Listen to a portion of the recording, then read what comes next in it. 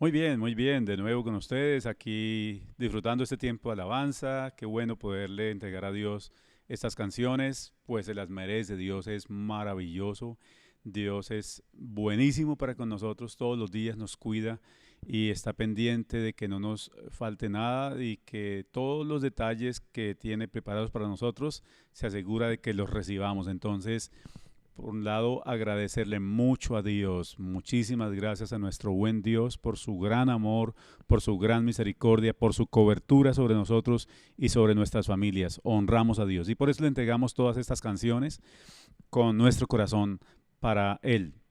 Así que entonces también quiero saludar a todas las personas que están conectadas y que están, bueno, han estado cantando y ahora vamos a estar pues viviendo esta otra parte de la celebración y un saludo muy especial a todos, a todos, a todos y esperamos que este día se convierta en una bendición grandota para sus familias. A toda la gente de Pereira que se conecta, de acá del departamento del Huila también se conectan varias personas, no solo en la ciudad de Neiva, sino también en otros municipios. Un saludo muy especial, pero un saludo muy grande también para las diferentes zonas de acá de la ciudad de Neiva, los pastores con su liderazgo que estamos atendiendo a todos nuestros hermanos de una manera muy especial, pendientes de las llamadas, de los mensajes, de las transmisiones y todo ello. Entonces, un saludo muy grande para los pastores y liderazgo y cada persona que forma parte de esta congregación. Le estamos saludando y les felicitamos por estar bajo esta cobertura y que podemos atenderles de una manera muy personalizada y bueno, gracias a Dios también porque ustedes han querido dejarse pastorear así. Así que entonces queremos también motivarles a continuar adelante, a seguir, independiente a cuánto se vaya a prolongar, si es que se prolonga el aislamiento, por cuanto, bueno, la pandemia o que se ha seguido gestando en el país y no ha cedido mucho, más bien han aumentado últimamente en algunas ciudades los casos de contagio. Entonces, pues esto hace que el gobierno siga de alguna manera restringiendo algunos, bueno, salidas y sigan, digamos, controlando para evitar contagio. Es decirles también que en los últimos días hemos tenido ya unos protocolos, el gobierno nacional ha trabajado unos protocolos para que las iglesias puedan aperturar nuevamente y hacer los cultos otra vez, pero varios de esos protocolos son realmente muy complejos en el sentido de que no podemos atender buena parte del personal.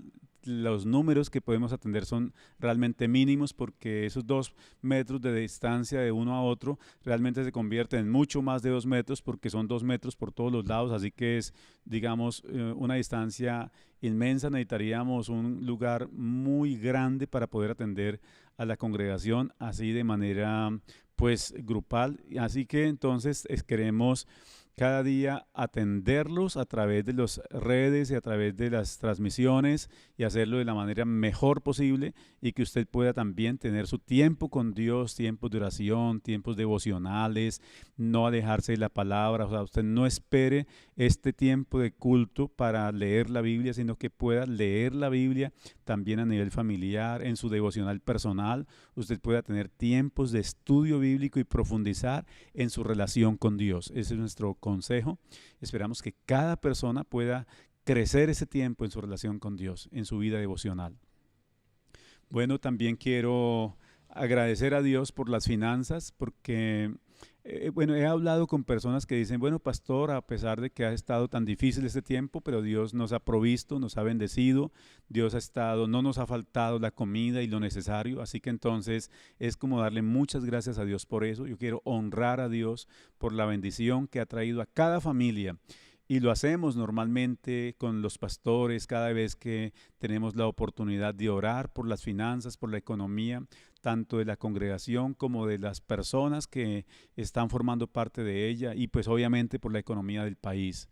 Yo, bueno, acostumbro cuando pues recibo mis ingresos, entonces traer también los diezmos, aquí hace que acá tengo un sobre con ese diezmo para mi Dios.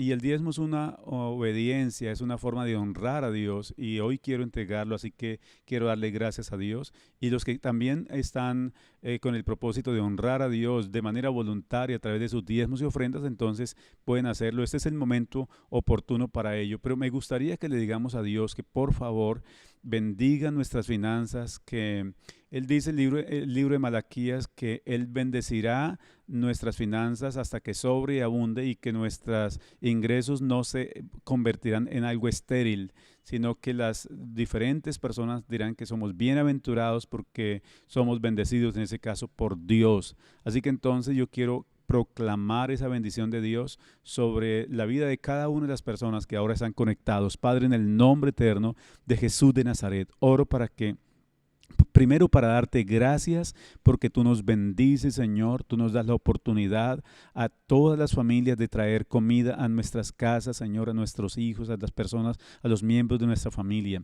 Señor, y con cada familia que estamos conectándonos semanalmente, Señor, porque lo hacemos, digamos, por decenas y cientos de familias que estamos contactando semanalmente. Vemos cómo tú has estado bendiciendo de una o de otra forma, Señor, porque tu bendición siempre es grande y de acuerdo a la necesidad de cada uno. Así que muchas gracias en el nombre eterno de Jesús. Gracias también por traer paz, por traer la esperanza, la confianza, Señor, de que tú tienes el control sobre nuestra vida, sobre nuestra salud, sobre nuestra familia y sobre las finanzas. Muchas gracias. Gracias también por las personas que están abriendo nuevamente sus locales, que están colocando nuevamente su economía, pues la están activando otra vez. Muchas gracias. Oramos para que tú bendigas a cada familia, a cada persona. También estamos decretando, Señor, que tú volverás a bendecir a los que habían perdido el empleo, que volverán a presentar hojas de vida, y declaramos que se hacen milagros de Dios y que esas hojas de vida van a ser aceptadas por alguna empresa, y te rogamos que tú abras puertas en el nombre de Cristo y que nunca falte, Señor, la provisión en las casas de los hermanos, que nunca falte, por favor, en el nombre eterno de Jesús de Nazaret.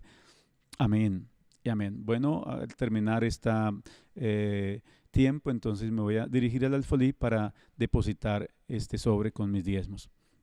Pero hoy también quiero compartir con ustedes una palabra, y hemos venido hablando durante los últimos domingos. Ese es el tercer domingo que hablamos de un poco del profeta Elías, y hoy quiero cerrar esa parte con una enseñanza bien interesante también, basada en el capítulo 19 de Primera de Reyes. Así que quiero invitarlos para que abran sus Biblias en Primera de Reyes, capítulo 19.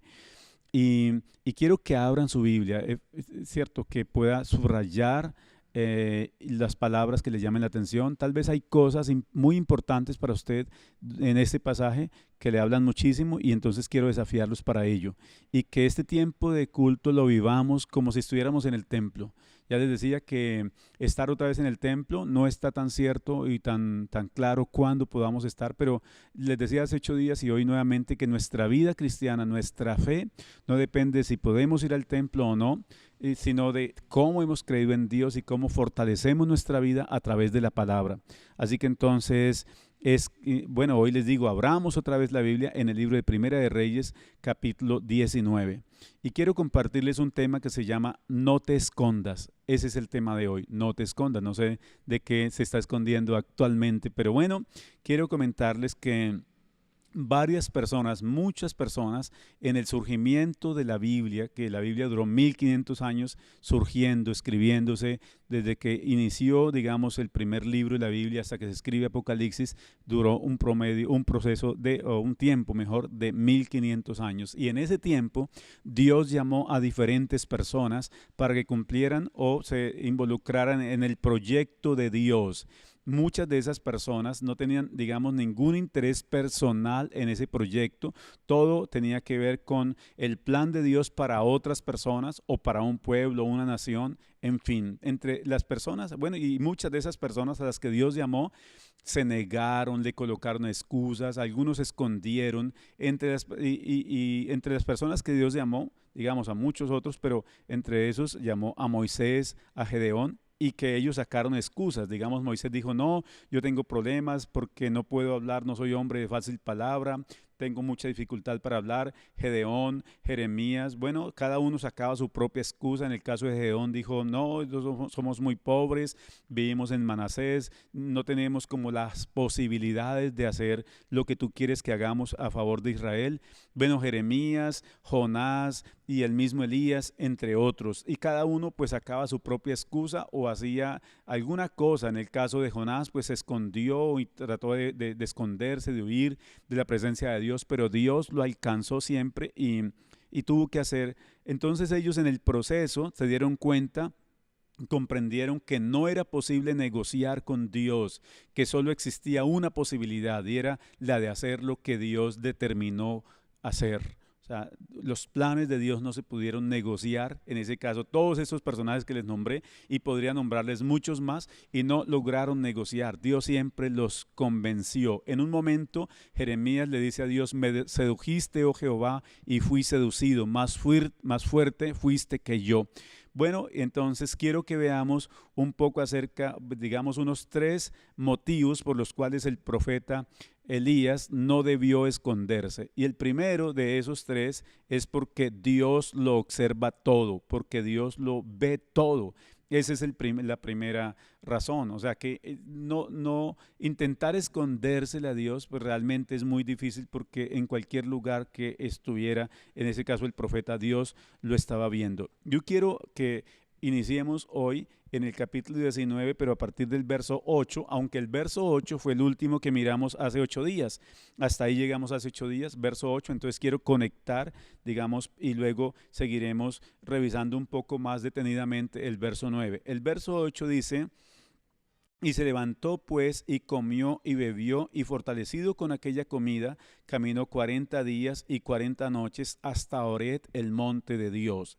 Muy bien, el verso 9 dice, y allí se metió en una cueva, o sea, en el monte, en Horeb, dice, se metió en una cueva donde pasó la noche y vino a él la palabra del Señor, el cual le dijo, ¿qué haces aquí, Elías? Le pregunta.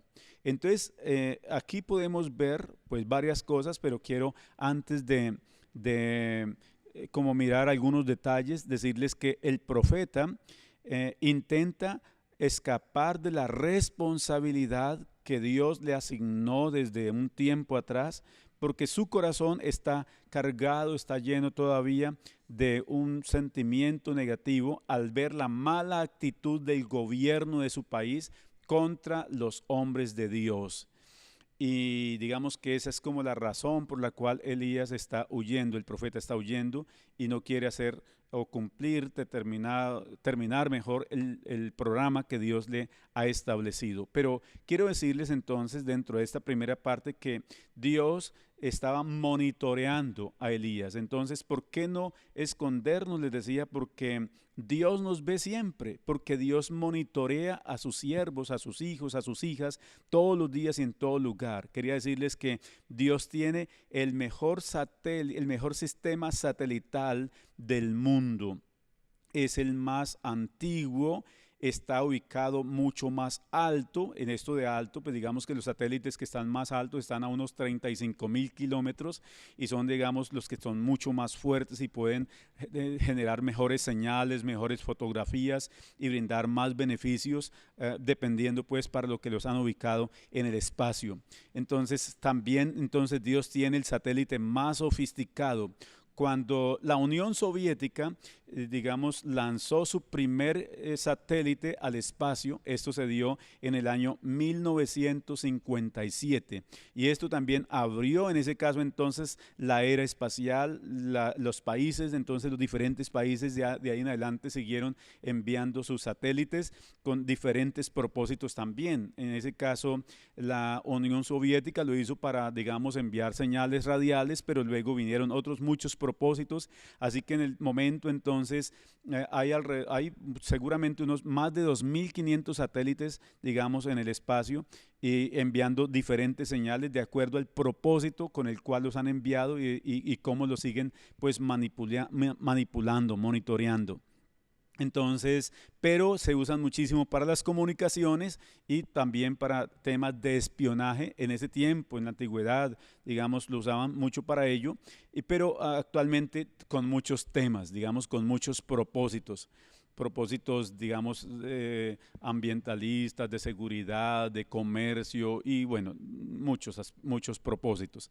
Entonces, pero Dios, digamos, cuando la NASA lanza su primer satélite, ya Dios llevaba años luz de ventaja, porque recuerden los lectores de la Biblia que en el huerto del Edén, cuando Adán y Eva desobedecen, Dios estaba ahí pendiente. O sea, Dios como que tiene una cámara que permite fotografiar en tiempo real las acciones de Adán y Eva. Y también cuando Caín mató a Abel, Dios estaba ahí pendiente como una cámara y aparece una vez preguntando de qué hiciste a tu hermano y Caín está tratando de no responderle a Dios, pero Dios le dice, no, ya lo sé todo, yo estaba viendo, digamos, el satélite me mostró todo, por así decirlo, si hablamos del satélite de Dios, digamos que Dios ve en tiempo real las cosas en todo el universo. Entonces por eso hablo de que Dios tiene el mejor sistema satelital del universo.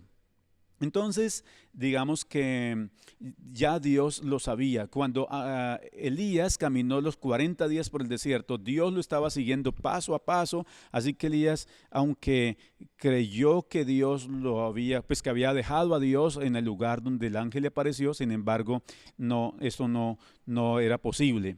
Entonces vamos a encontrar también que Dios más bien sorprende a Elías. En el versículo número 9, el pasaje dice: y allí se metió en una cueva donde pasó la noche.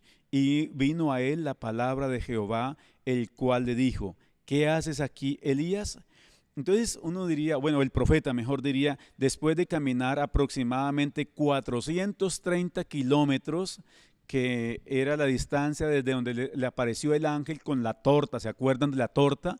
Algunos comieron torta, ¿cierto? Decíamos hace 8 días que le vamos a dar la prueba de torta a las personas que tienen gente a cargo, los que están orando por personas, los que están brindando cobertura en los grupos de conexión. Y bueno, creo que algunos la probaron y me imagino que estaba deliciosa. Entonces, pero hubo un lugar donde llevó el ángel esa torta de Elías, y desde ese lugar hasta el monte donde Elías se desplaza, hay unos 430 kilómetros.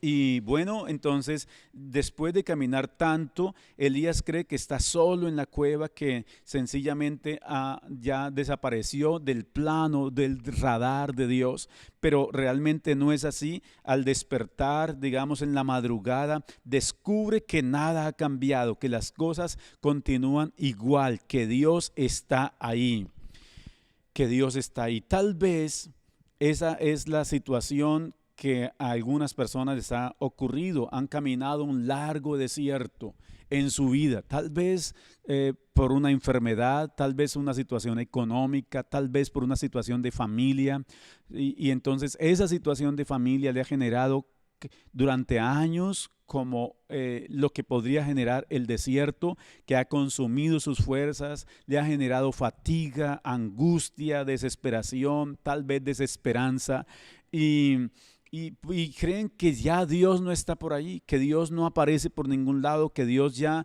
no está para usted y para su situación. Bueno, yo quiero decirle que tal vez eso fue lo que pensó Elías, pero realmente Dios siempre estaba ahí. Dios quiso mostrarle a Elías que Él estaba ahí y que Él podría, bueno, y sencillamente le mostró a través de varios actos que no lo había abandonado. La segunda cosa que quiero enseñar con respecto a este tema de no te escondas, es ¿por qué no esconderse? Porque Dios te quiere hablar. Es la segunda razón.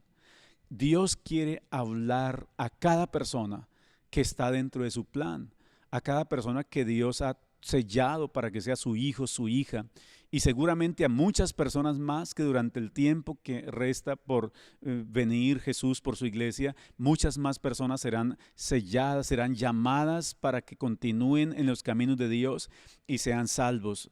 Entonces, quiero comentarles que decía en segundo lugar, porque Dios quiere hablarnos. Dios, al profeta, Dios le tiene una palabra y no se la da durante los 40 días que Dios está siguiendo al profeta paso a paso en el desierto y no le habló, no le dijo cuántas cuevas, y uno puede pensar, bueno, durante esos 40 días de camino, esos 430 kilómetros, cuántas cuevas, cuántos escondederos encontró Elías, pero no se escondió. Había una cueva, un lugar, un escondedero para tratar de ocultarse, pero Dios no le habló durante todo ese tiempo. Dios le habla justamente en el momento que Dios determina.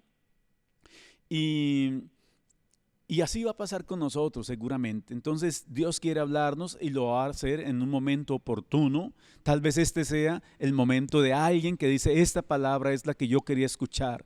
Y la palabra que Dios le da a Elías ese día, o pues más bien es una pregunta, ¿qué haces aquí? Y yo quiero que miremos esta pregunta como tratar de darle unos dos enfoques. El primer enfoque es, ¿quién te mandó para acá? O sea, ¿quién te dijo que vinieras hasta este lugar?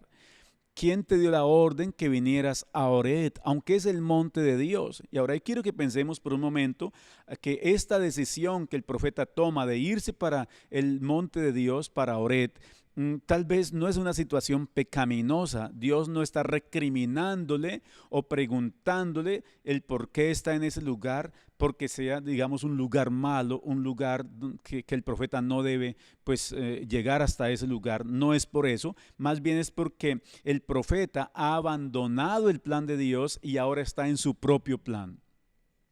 Y creo que eso es lo que hace que Dios le pregunte, ¿por qué estás acá? ¿Qué estás haciendo en este lugar? Y entonces es posible que hayamos pasado o hayamos tomado decisiones y hemos cambiado de rumbo, hemos abandonado el propósito de Dios y ahora seguimos nuestro propio propósito y estamos en un lugar y desempeñando una función que Dios no nos ha dicho. Entonces es importante asegurarnos que estemos en el lugar que Dios nos dijo que estemos. Porque aunque Elías está en el Horeb, pero Dios le dice, ¿qué haces acá? O sea, ¿por qué estás acá? Yo no te he mandado para que vengas a este lugar. Y la segunda cosa es que, es que es posible que estamos desarrollando una función, haciendo una tarea, un oficio que Dios no nos dijo, que fue nuestra propia decisión. Nosotros mismos dijimos, voy a hacer eso, me gusta eso, me apasiona eso, pero Dios no nos había dicho que lo hiciéramos. Entonces, pero aquí cabe también hacer una pregunta. ¿Qué vas a hacer frente a esta situación? ¿Vas a seguir así? O sea, ¿vas a seguir en el Horeb o en el lugar que determinaste estar independiente si Dios está de acuerdo o no? ¿O por el contrario, vas a estar atento a la voz de Dios nuevamente? ¿Vas a escuchar nuevamente a Dios a ver qué es lo que Dios quiere que hagas?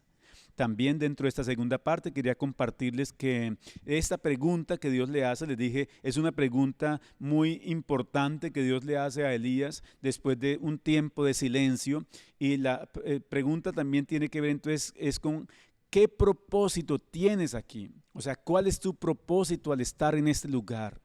Y esa pregunta de Dios al profeta tiene relación entonces con el propósito de vida, y Elías ha perdido el propósito de vida, ha perdido la razón, digamos, por la cual Dios lo llamó y la razón por la cual Dios lo ha sustentado. Y creo que eso es lo que Dios le dice, has perdido el enfoque de tu vida, no estás haciendo lo que coloqué inicialmente en tu corazón, el propósito por el cual quise que estuvieras. ¿Y qué haces aquí? Entonces es porque, o qué propósito mejor tienes aquí, es porque aquí no puede ayudar a la gente. Yo creo que si algo Dios le pregunta al profeta es, bueno, ¿por qué estás en este lugar solitario, tan lejos de la sociedad, tan lejos de las personas?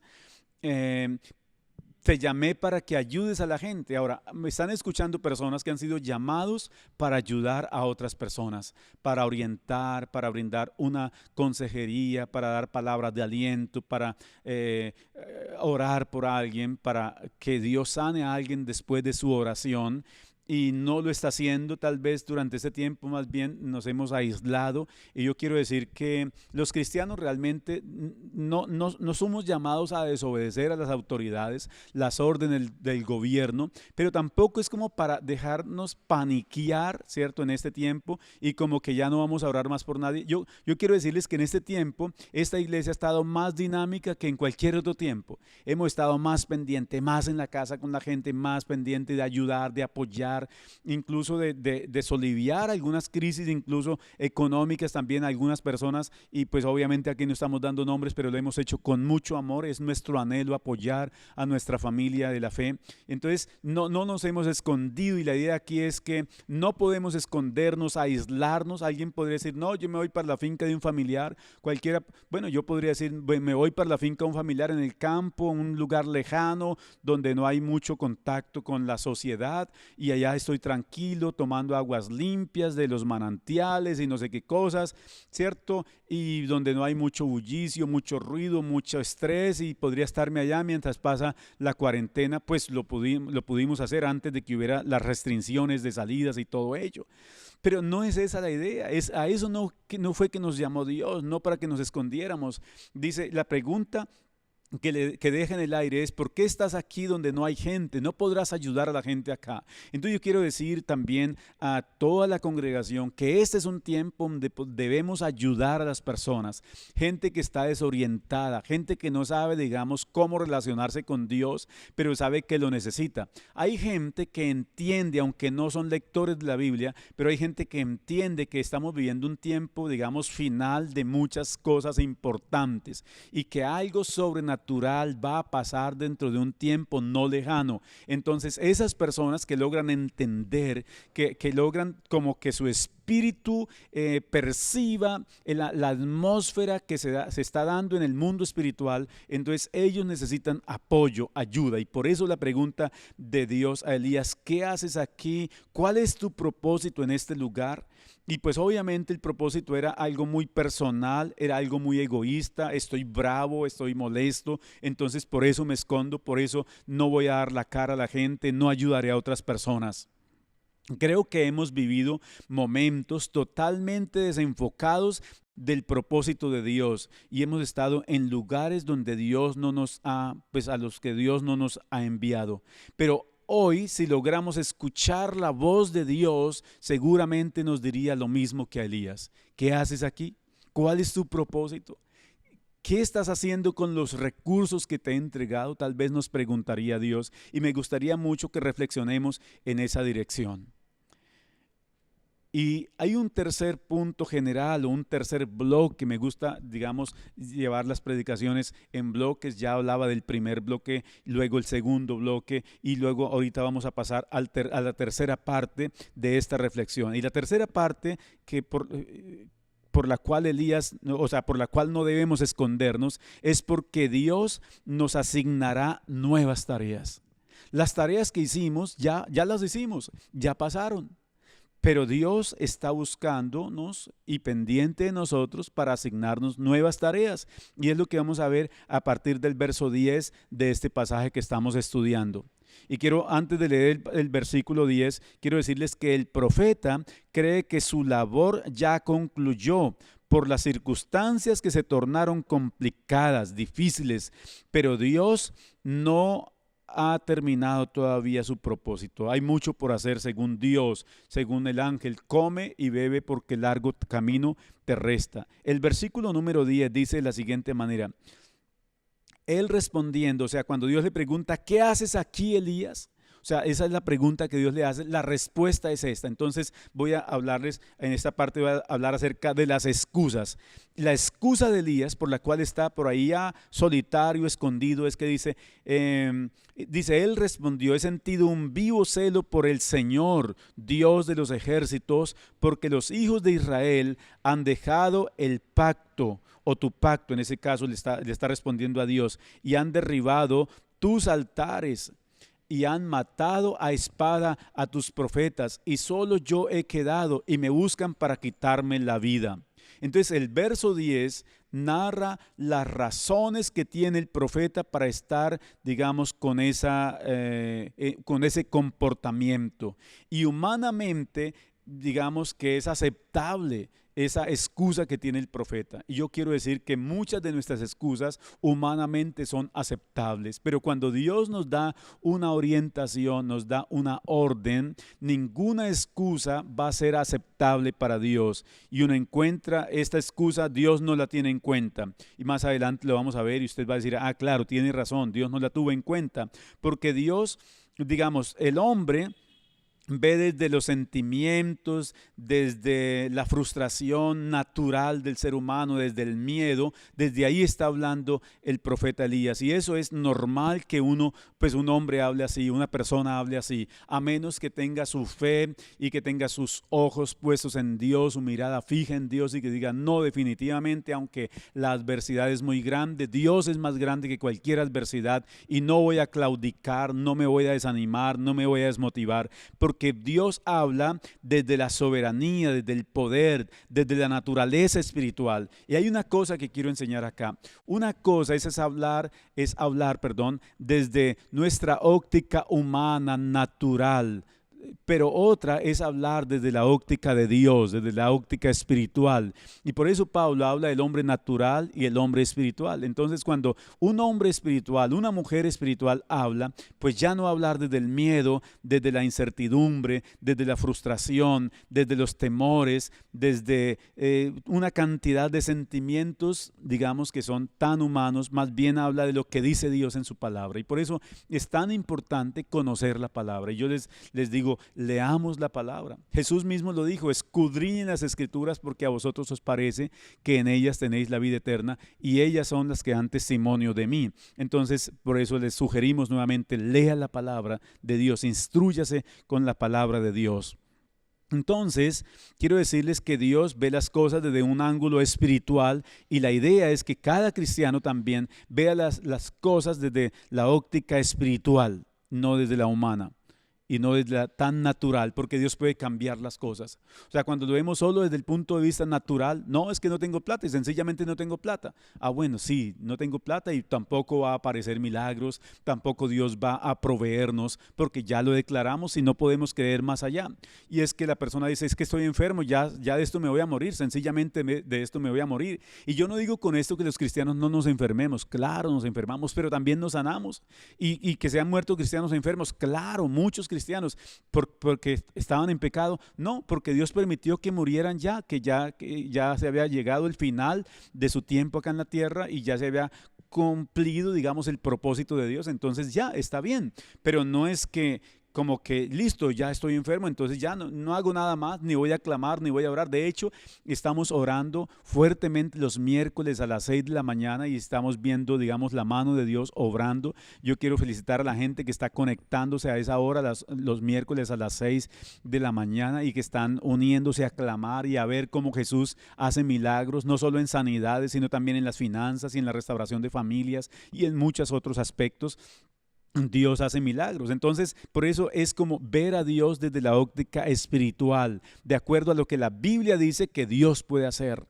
Pero también dentro de esta última parte, quiero hablarles acerca de las manifestaciones sobrenaturales. Lo primero que les dije en esa última parte fue las excusas, que todos tenemos excusas. Es que yo no lo hago porque, no, pobre, no tengo conocimientos, no he leído casi, no tengo mucha experiencia, no tengo mucho tiempo en la iglesia, o no tengo mucho dinero, no tengo, no puedo, y en fin. Pero quiero hablarles ahora entonces de las manifestaciones, porque Dios tiene claro que le va a hablar al profeta y que le va a asignar otras tareas, y justamente es lo que Dios tiene claro también con respecto a nosotros, que nos va a asignar otras tareas. Pero primero quiere manifestarle su poder, su soberanía, y para que el profeta entienda que efectivamente Dios está ahí. Dice que entonces Dios le dijo en el versículo número 11, estoy ahora, y le dijo, sal fuera, porque le dije que Elías estaba en una cueva donde pasó la noche, pero la madrugada Dios le dice, bueno, sal fuera y ponte en el monte delante del Señor. Y aquí el Señor que pasaba y un grande y poderoso viento que rompía los montes y quebraba las peñas delante del Señor, pero el Señor no estaba en el viento, y tras tras el viento un terremoto, pero el Señor no estaba en el terremoto. Y tras el terremoto un fuego terrible, dice un fuego, pero el Señor no estaba en el fuego. Y tras el fuego un silbo apacible y delicado.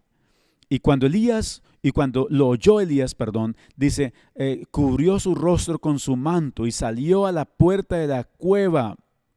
Dice, y he aquí vino a él una voz diciendo, la voz de Dios diciendo, ¿qué haces aquí, Elías? Lo que le había preguntado otra vez se lo pregunta, la misma cosa le pregunta a Dios. Pero es interesante porque Elías está dentro de la cueva y Dios manifiesta su poder de la siguiente manera. Entonces Dios lo que quiere hacer es que quiere declararle a Elías que Él está ahí, que es el mismo que le llevó comida a través de los cuervos y a través del ángel cuando estaba acostado debajo del enebro, que su poder se mantiene, que no ha cambiado, que las cosas no han cambiado, aunque han pasado ya 40 días y 40 noches después de esa torta, pero las cosas no han cambiado.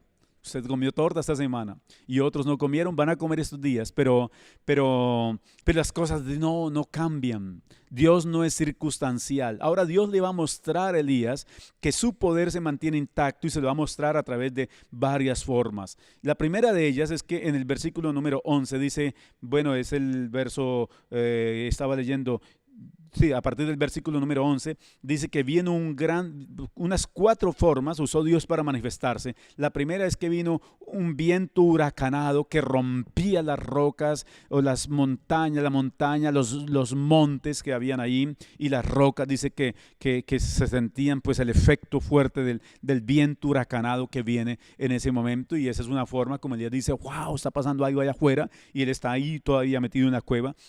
Dice, y luego que hubo un terremoto, un temblor de tierra, y él sentía como la tierra se sacude mientras él está en la cueva, pero dice, pero el Señor no está todavía ahí, no se le manifiesta, digamos, no siente como la presencia misma de Dios, son manifestaciones de esa gloria, de ese poder. Luego dice que vino el fuego, y el fuego es impresionante porque Elías ya había visto a Dios manifestarse a través del fuego frente a los profetas de Baal, que encendió el fuego. Entonces como que, pero aún dice, el Señor no estaba tampoco en el fuego. Y lo que yo quiero ver acá es cómo Dios usa diferentes formas para mostrarle a Elías, yo estoy acá, voy a hacer mover el viento, que el viento cruce de una manera impetuosa, que lo sienta, ¿cierto? Entonces, listo, Elías lo siente así. Luego voy a hacer que la tierra tiemble, al parecer Dios le hace sentir así a Elías. Luego, listo, luego voy a hacer descender fuego otra vez. Y Elías dice, el que hizo descender fuego es el Dios, ¿cierto? Porque los Baales no pudieron hacer descender fuego, pero Dios sí hizo descender fuego del cielo. Y luego dice la palabra que aparece un silbo delicado y apacible. Y cuando él escucha ese silbo delicado, sale y se coloca a la puerta de la cueva. Y entonces ahí está Dios, justamente ahí está Dios. Y cuando Elías sale a la puerta de la cueva, entonces aparece la última parte de esta enseñanza, que es la orientación para las tareas que restaba hacer. Pues restaban muchas tareas, y yo quiero decirles también a ustedes esta noche, o en esta hora, hay muchas tareas que restan.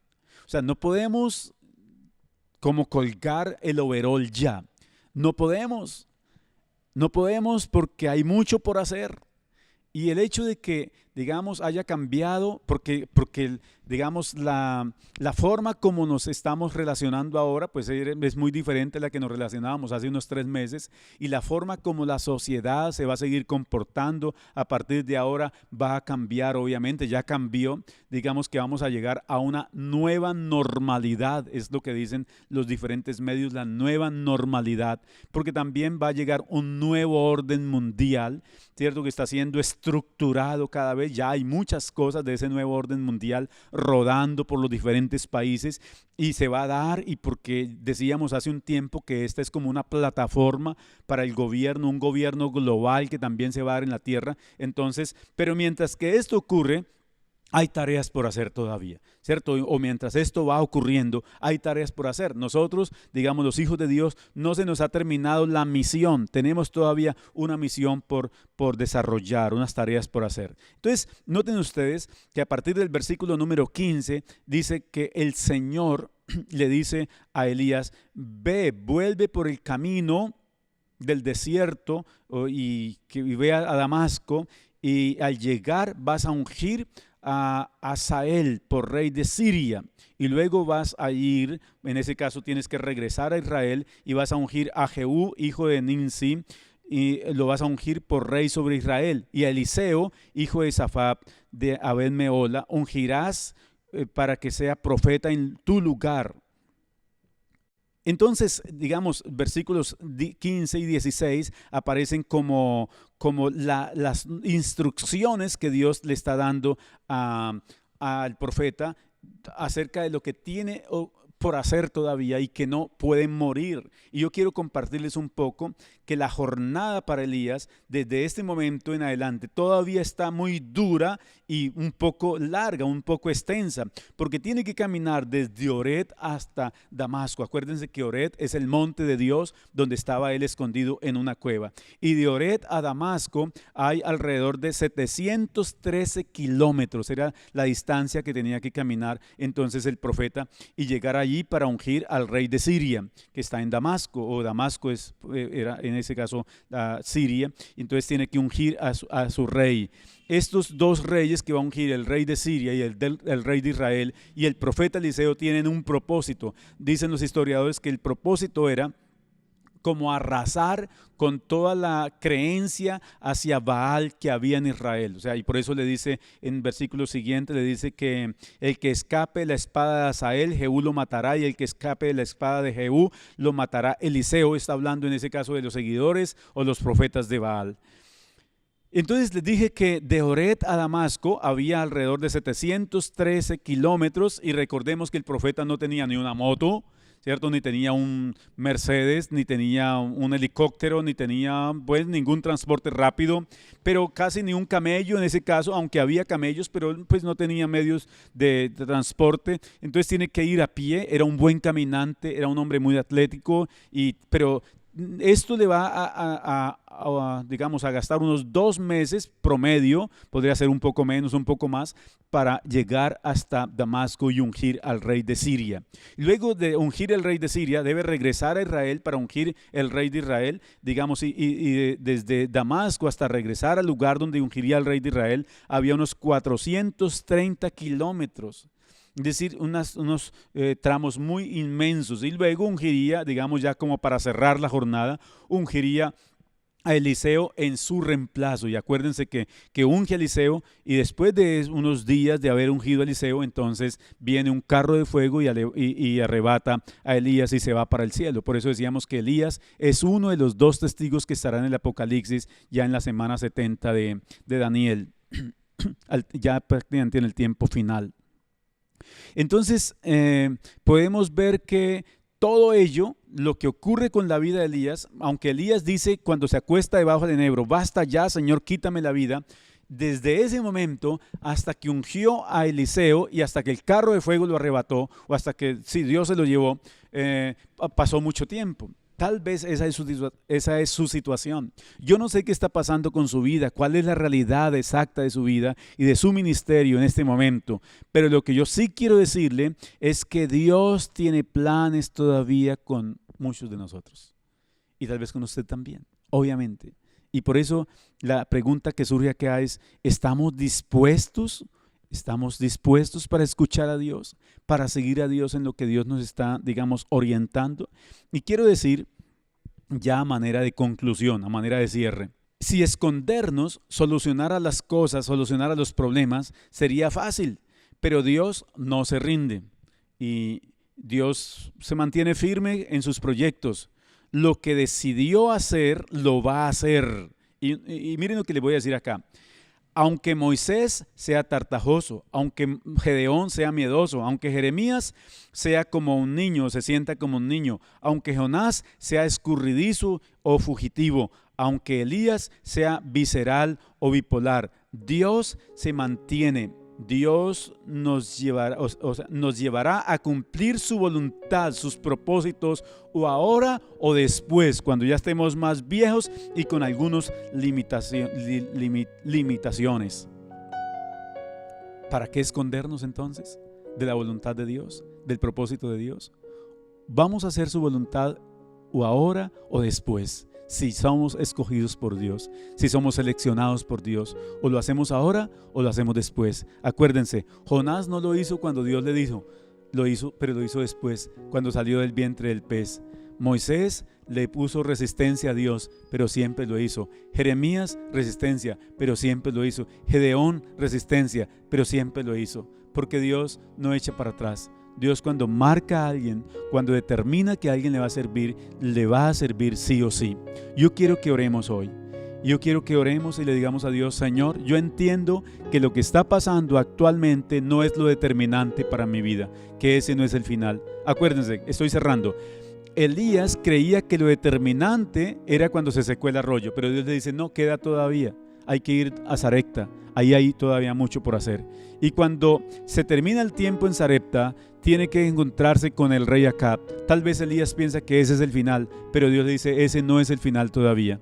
Y luego que termina el tiempo ahí, va caminando un día por el desierto y se acuesta debajo del enebro y se queda dormido y quiere morirse porque cree que ya ese es el final. No es el final todavía.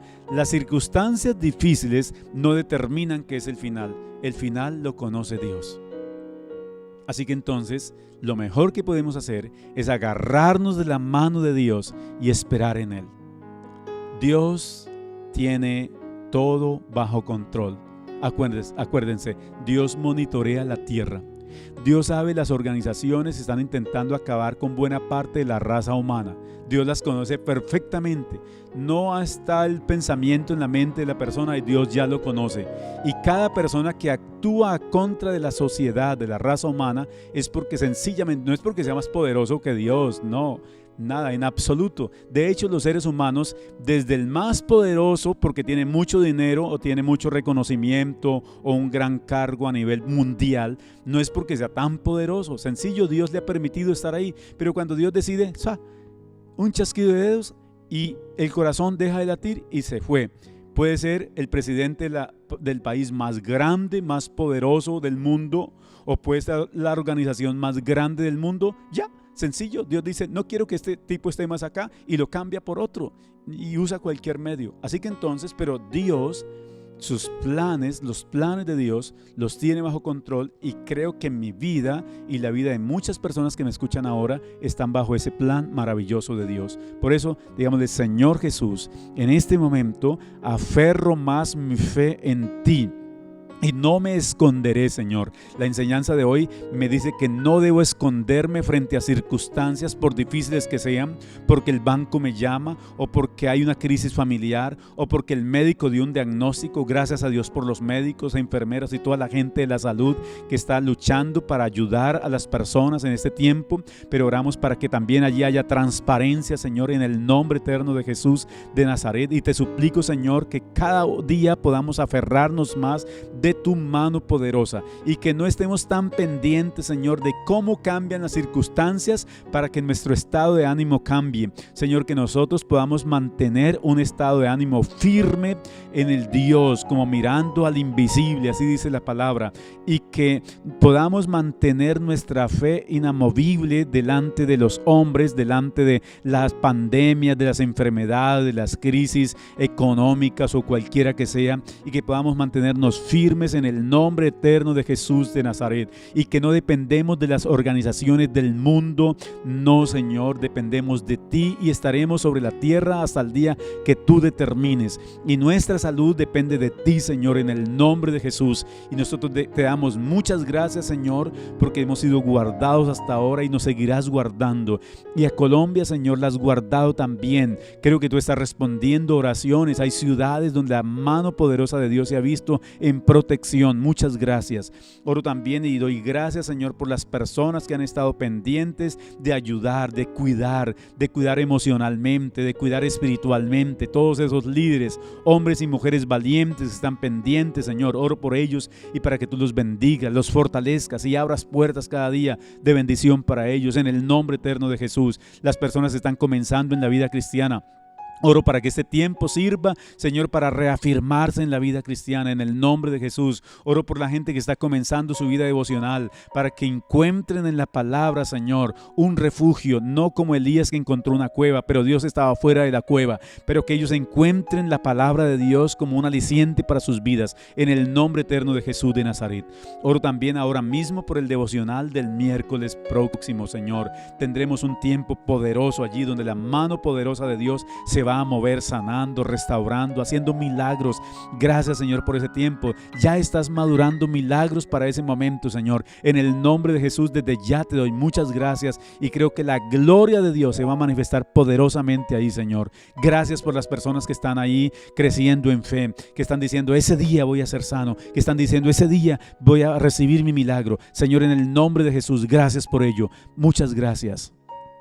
Quedamos en tus manos, bajo tus cuidados, bajo tu cobertura, en el poderoso y eterno nombre de Jesús de Nazaret. Y no nos vamos a esconder, Señor, por circunstancias, pero vamos a estar de pie y vamos a estar, Señor, colocando la cara frente a las necesidades y ayudando a nuestra gente en el nombre eterno de Jesús de Nazaret. Muchas gracias. Gracias por los recursos que colocas en nuestras manos para ayudar, para aclarar situaciones, para despejar el camino a personas que no han logrado, en el nombre eterno de Cristo. Muchas gracias. Gracias, mi Padre, en el nombre poderoso de Jesús. Amén y amén. Bueno, muchas gracias por la atención. Espero que hayan sido bendecidos y que podamos seguir creciendo en fe. Pero no se vayan, porque acuérdense que viene Pequeños Aliancistas. Entonces la pastora Heidi está ahí con Pequeños Aliancistas y pues obviamente ya tiene un programa muy bien estructurado, muy preparado. Esa es otra cosa muy importante que no estamos dejando de atender. Bueno, el gobierno dice que no vengan los niños a la iglesia, entonces nosotros tenemos un programa muy bien estructurado para atender a nuestros niños en la casa. El gobierno dice que los mayores de tal años, de tal edad, no vayan a la iglesia, entonces nosotros tenemos un programa muy estructurado también para todas las personas de cualquier edad en nuestra comunidad. Así que entonces, gracias a Dios por darnos ese gran privilegio de atender de una manera tan integral a nuestra gente. Dios les bendiga y con nosotros la pastora Heidi. Chao pues.